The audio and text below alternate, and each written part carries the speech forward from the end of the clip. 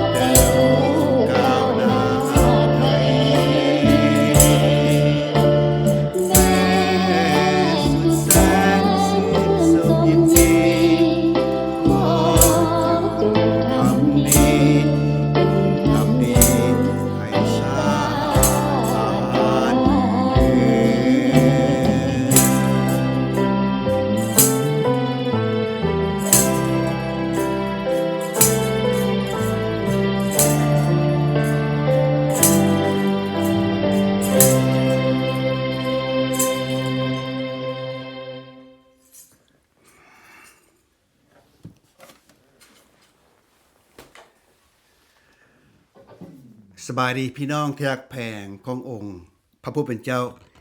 มื้อนี้เป็นมื้อที่ข้าพเจ้าได้เปิดเพลงแม่แล้วเอาเรื่องแม่มาเว้าเพราะเมื่อวันอาทิตย์จะมานี้เป็นวันแม่ที่บทของเฮาดังนั้นถ้าพี่น้องอยู่แถว Dallas Fort Worth เชิญพี่น้องมาเยี่ยมยามบทของเฮาพวกเขาจะมีรายการวันแม่และคิดว่าจะมีผู้หญิงฟ้อนและก็จะสัมภาษณ์แม่ผู้ทำอิฐที่บ่เคยมีลูกนะและครั้งทำอิฐข้าพเจ้าจะสัมภาษณ์เพิ่นในความรู้สึกว่ารู้สึกจังไดที่เป็นแม่ครั้งแรกดังนั้นนะข้าพเจ้าก็มีแม่อยู่นี่อันนี้แม่ข้าพเจ้าเสียไปในปี2012เดือน November 2012แม่เสียตอนนี้บ่มีแม่แล้วข้าพเจ้ากลายเป็นลูกกำพร้าแม่นบ่สบายดีเอ้ยนนจันทร์ขอบใจที่เข้ามาดังนั้นก่อนที่พวกเขาจะเว้าเรื่องแม่เชิญพี่น้องร่วมใจนำข้าพเจ้าก่อนเนาะข้าแต่พระเจ้าพระบิดาของข้าน้อยตอนเช้าวันนี้เป็นบทเรียนพิเศษที่พวกเขาน้อยจะได้เว้าเรื่องวันแม่ความสำคัญของแม่ข้าแต่พระเจ้าพระบิดามีหลายเทื่อพวกเขาน้อยมีแม่อยู่แต่พวกเขาน้อยบ่ได้เอาใจใส่แม่แต่เมื่อเวลาแม่พวกเขาน้อยเสียไปแล้วพวกเขาน้อยก็คิดถึงคิดฮอดอยากรักษาแม่อยากเฮ็ดให้แม่ดีกว่าเก่าแต่พวกเขาน้อยคิดว่ามันช้าไปแล้วดังนั้นตอนเช้าวันนี้ขอพระองค์เจ้าทรงเว้ากับข้าน้อยทรงช่วยข้าน้อยในการปากกันเว้าในเรื่องของพระธรรมนี้ขอให้ทุกคำนั้นได้เข้าในหูลงในใจให้พวกเขาน้อยได้ฮู้จักพระคุณของแม่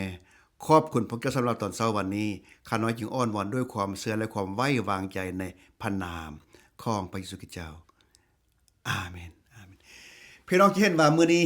ข้าพเจ้ามีปัญหาหากก็ซื้อทีวีมอนิเตอร์มาใส่หน้าโต๊ะได้2อาทิตย์เท่านั้นเรารู้สึกว่ามื้อเช้านี้ก็ใส่บ่ได้แล้วจำเป็นยังมาใส่อยู่ทีวีใหญ่เป็น security อยู่นี่ดังนั้นพี่น้องยังไดก็ดีมื้อนี้ข้าพเจ้าจะใส่จอเต็มบ่ได้เพราะว่าทุกเทื่อที่ใส่จอเต็มตรงๆซึ่งมันยาวมันลื่นกว่านั้นดังนั้นล่ะพวกเขาจะใส่จอเครื่องนึงถ้าพี่น้องมีทีวีใหญ่พี่น้องก็จะอ่านได้ดีแต่เช้ามื้อนี้ดังนั้นให้พวกเขาได้เรียนนำกันดังนี้พี่น้องที่รักแพงความสำคัญของแม่ The importance of Mother's Day according to the Bible พระคัมภีร์สอนพวกเขาเรื่องความสำคัญของแม่ดังนั้นให้พวกเขาได้เรียนนำกันฉะนั้นพระคัมภีร์สอนว่าดังนี้อันที่หนึ่ง First thing God command us to honor our mothers ฉะนั้นอันที่หนึ่งแม่นพระเจ้าสอนให้เรานับถือแม่ The Bible teach that honoring our mothers is not optional. It is command from God. According to Exodus chapter 20 verse 12 การนับถือแม่ พี่น้องที่รักแพงการเคารพนับถือแม่บ่แม่นเฮาจะเลือกว่าบ่นับถือแม่ก็ได้พระคัมภีร์ได้สอนพวกเขาในพระธรรมอพยพบทที่20ข้อ12ได้ว่าให้พวกเขาทุกคนนับถือแม่ Mother's Day is reminding us to obey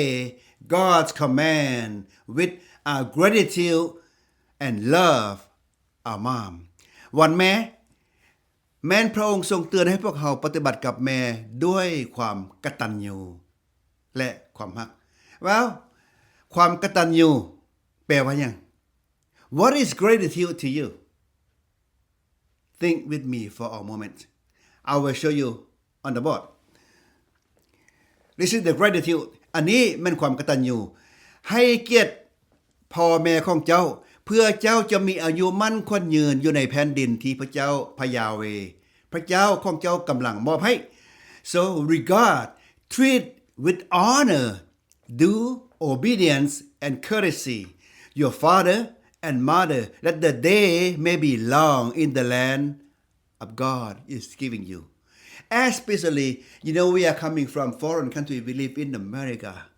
So that the Bible is teaching us, if we honor, respect, obey our parents, we will live longer life and happy life in foreign land. อิงตามพระคัมภีร์ข้อนี้ได้บอกว่าพี่น้องที่รักแพงเอาสบายดีบัวสวรรค์สบายดีถ้าพวกเขานับถือพ่อนับถือแม่โดยเฉพาะพวกเขาอยู่ในแผ่นดินที่แผ่นดินต่างประเทศพระคัมภีร์สอนว่าพวกเขาจะมีอายุมั่นขวัญยืนและจะอยู่ดีกินดีอันนั้น Well ดังนั้นเฮามาเบิ่งในพี่น้องที่แห่งอันที่2 Second Mothers are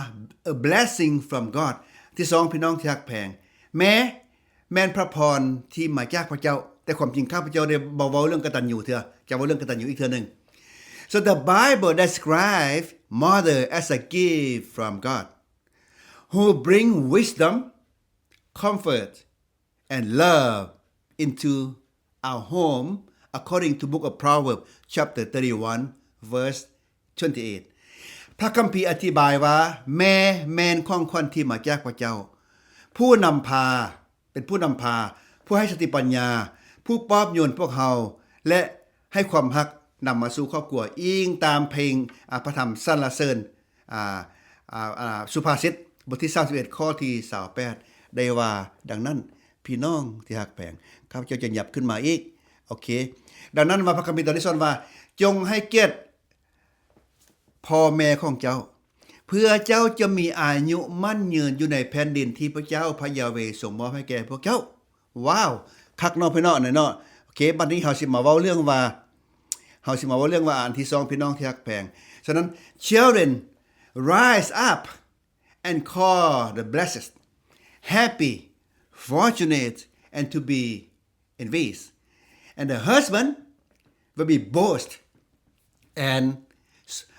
praise her they say that ฉะนั้นลูกต่างๆลูกแต่ละคนน่ะที่มีวันแม่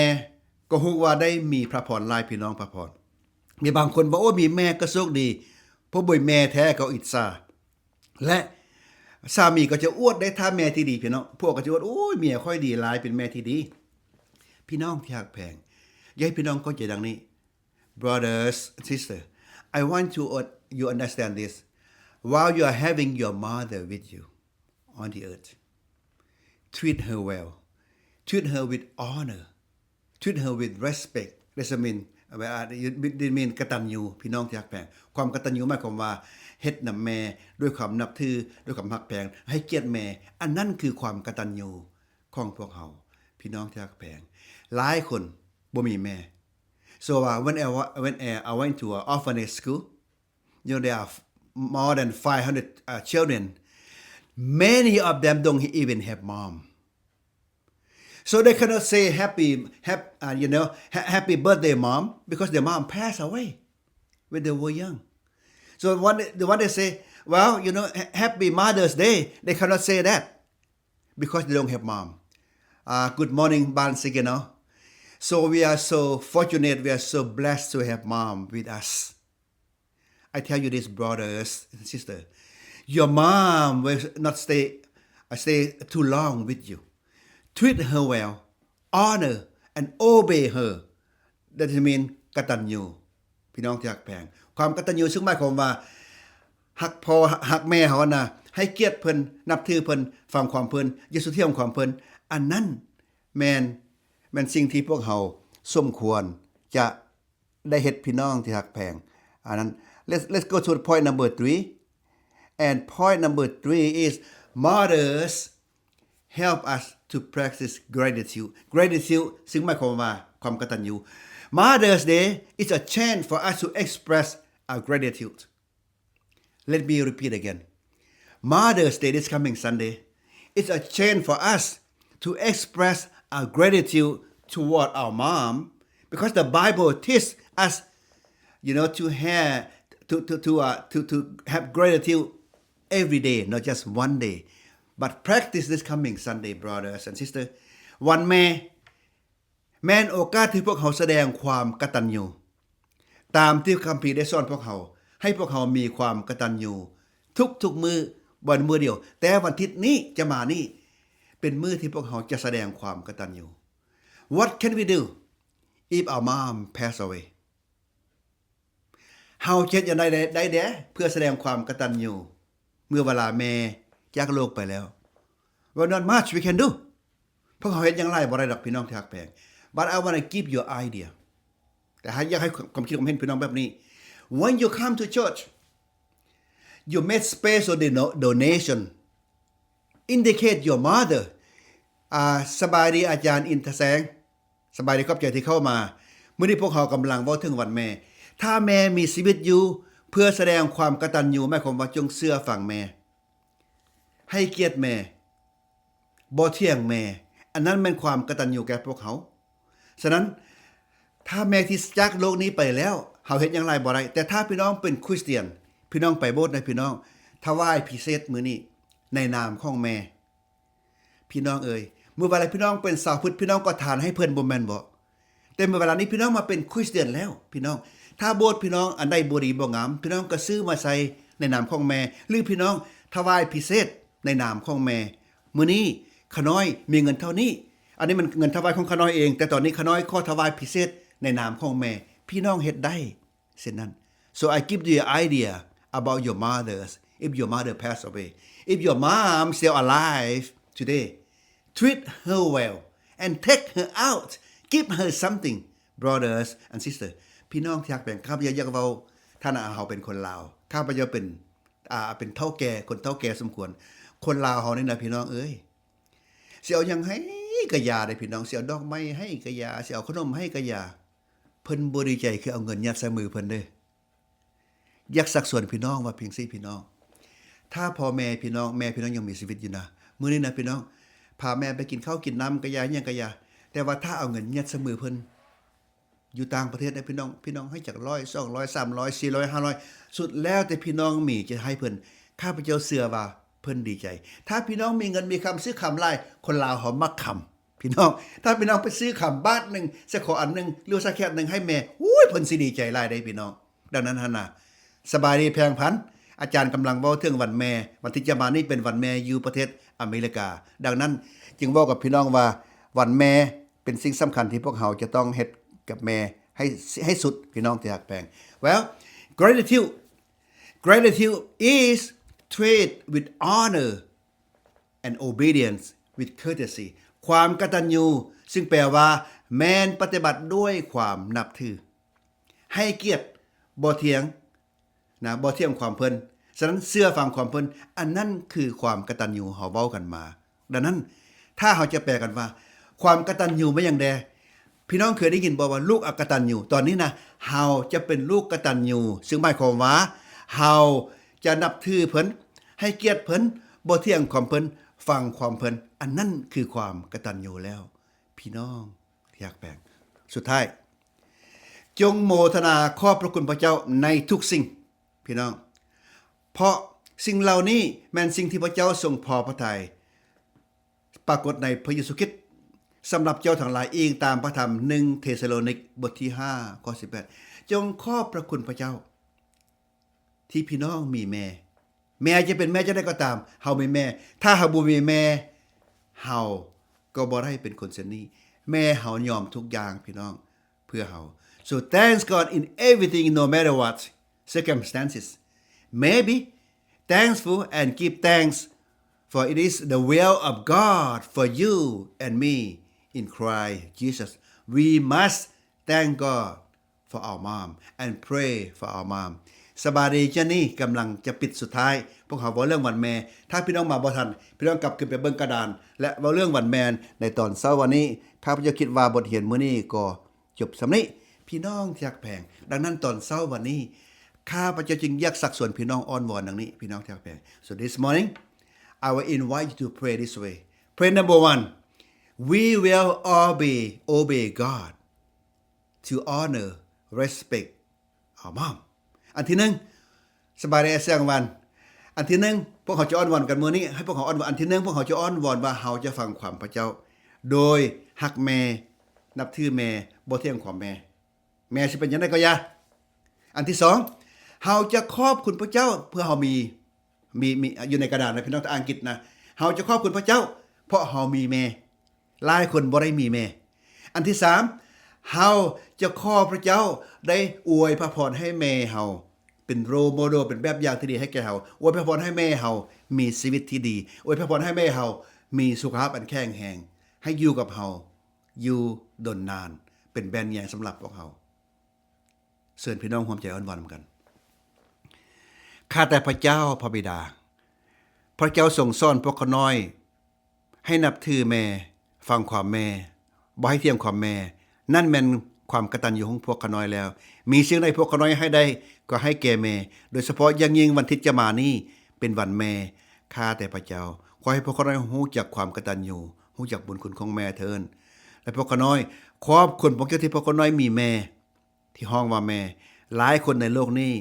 เกิดมาบ่ฮู้ว่าตัวเองมีแม่และหลายคนแม่ได้ตายไปแต่เขาเจ้าอย่างน้อยเขาเจ้าจึงบ่มีโอกาสได้ขอบพระคุณแม่ข้าแต่พระเจ้าอันสุดท้ายพวกเขาอยากขอพระองค์เจ้าอวยพระพรให้พวกเขาน้อยแม่หญิงแต่ละคนให้เป็นแม่ที่ดีของลูกเป็นแว่นแยงที่ดีของลูกขอพระองค์เจ้าทรงช่วยลูกทั้งหลายให้รู้จักพระคุณของแม่เหมือนพระองค์รู้จักพระคุณของพระองค์เจ้าตอนเช้าวันนี้ข้าพเจ้าจึงอ้อนวอนขอบคุณพระองค์เจ้าทุกอย่างในพระนามของพระเยซูคริสต์เจ้าAmen. God bless you, brother and sister. I will see you again this coming Sunday on Mother's Day. Our church will be packed. It's a lot of people coming for Mother's Day. I'll see you then. God bless you. Bye-bye.